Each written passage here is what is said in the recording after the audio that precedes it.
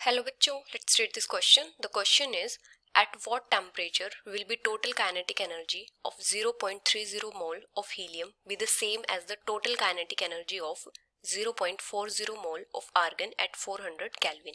And the options are 400 Kelvin, 373 Kelvin, 533 Kelvin and 300 Kelvin. तो यहाँ पे हमारा की कॉन्सेप्ट क्या होगा?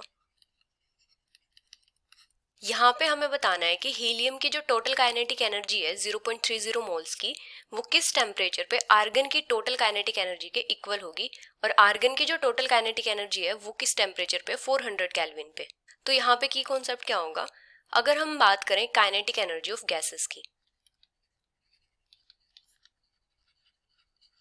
काइनेटिक एनर्जी ऑफ गैसेस, तो काइनेटिक एनर्जी फाइंड आउट करने के लिए हम क्या फॉर्मूला यूज करते हैं? 3/2 इंटू nRT। एन यहाँ पे होता है number of moles of gas, R होता है यूनिवर्सल गैस कांस्टेंट और टी यहाँ पे क्या होता है? टेम्परेचर।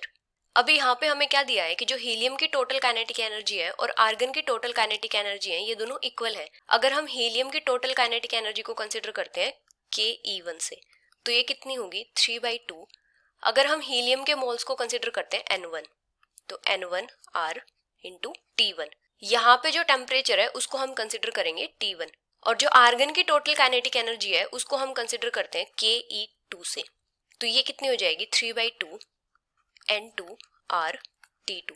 अभी इन्होंने क्या बोला है कि ये दोनों इक्वल है, तो यहाँ पे हमारे पास क्या हो जाएगा? 3/2 N1R T1 equals to 3/2 N2R T2। यहाँ पे जो R है ये यूनिवर्सल गैस कांस्टेंट है, तो इसकी वैल्यू सेम रहेगी, तो ये यहाँ पे कैंसिल हो जाएगा और 3/2 से 3/2 कैंसिल हो जाएगा। तो यहाँ पे हमारे पास क्या रिलेशन आएगा? N1T1 equals to N2T2।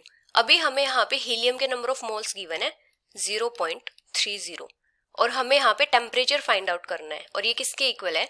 हमें आर्गन के नंबर ऑफ मोल्स गिवन है 0.40, और जो आर्गन की टोटल काइनेटिक एनर्जी है वहां पे जो टेम्परेचर गिवन है वो कितना है? 400 केल्विन।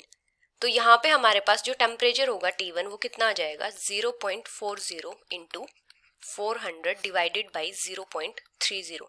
तो यहाँ से हमारे पास टेम्परेचर आ जाएगा 533.33 केल्विन। मतलब इसको हम राउंड ऑफ करके क्या लिख देंगे? 533 केल्विन। तो हीलियम की जो टोटल काइनेटिक एनर्जी होगी 533 केल्विन पे, वो इक्वल होगी आर्गन की जो टोटल काइनेटिक एनर्जी है 400 केल्विन पे, उसके equal. So the final answer is 533 kelvin, which is option C. Hope you understood it well. Best of luck.